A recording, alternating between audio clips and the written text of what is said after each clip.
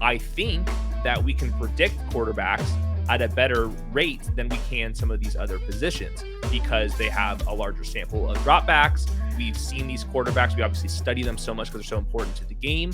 And I think that we can kind of control for which type of quarterbacks are going to be usable. So I looked at it last year and was like, I think the quarterbacks are going to be underdrafted. And then looking at the bye week, looking at just like how quarterbacks separate versus the replacement level, I think people always assume that like the quarterback 23 is going to pop in there and can match Josh Allen. Well, when Josh Allen and Jalen Hurts goes off, they are wrecking people, and even more so than like the Travis Kelce over the tight end positions.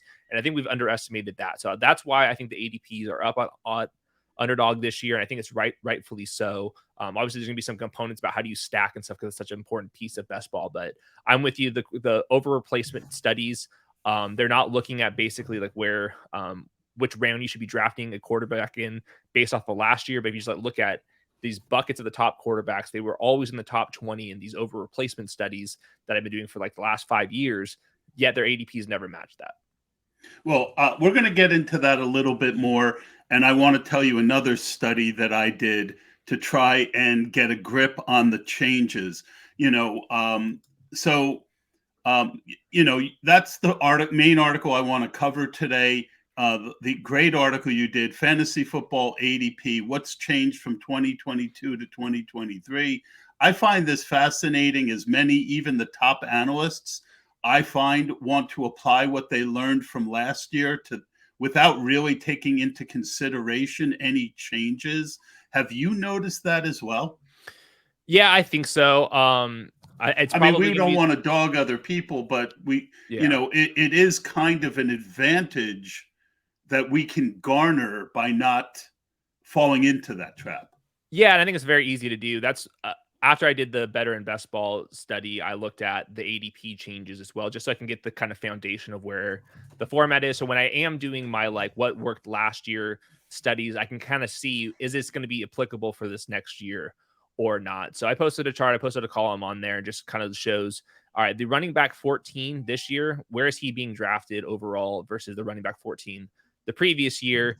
And what's happened, I did the same exact column going into the 2022 season.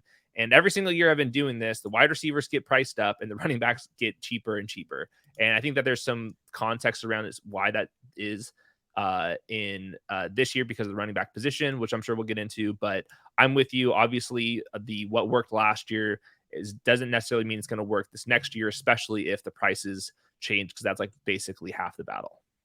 Yep. So that led me to the biggest conundrum, because we already saw 2 years ago quarterbacks move up a couple rounds, and that changed things. Now, I've never been the get the early guy, but I've always really tapped into that second tier, which turned out to be a terrible. Normally, you get one guy in that 5 to 8 range who gives you a top 3 year. Last year, that whole tier just blew up and was awful. And that acerbated the advantage that the Josh Allen, Patrick Mahomes, and Jalen Hurts gave you, because Russell Wilson was way off his career numbers. Matthew Stafford as well, and he got hurt. Dak got hurt week 1. That whole tier kind of got blown up. And it's very similar to what the studying I've done on advance rates, which is that advance rates are tied not just to performance, but who is drafted in concert with you and who got hurt, especially early. Like if you were the 4th pick in an average draft the year before, and the number 5 and number 6 guy both got hurt week 1, that would give you a kind of a supercharge effect on your advance rates. And I think it's very similar to what happened last year. How much have the quarterbacks moved up in general? And do you still think the top 3 quarterbacks should be priorities for people drafting this year? So the top 8 running backs, and this isn't super flex. Quarterbacks. Quarterbacks. Yeah. They were drafted on average 22 spots earlier this year than the previous year. And this was coming using data from February 27th. Since then, the quarterback slid back a little bit. So I would say especially the second tier, the first guys haven't slid back as much.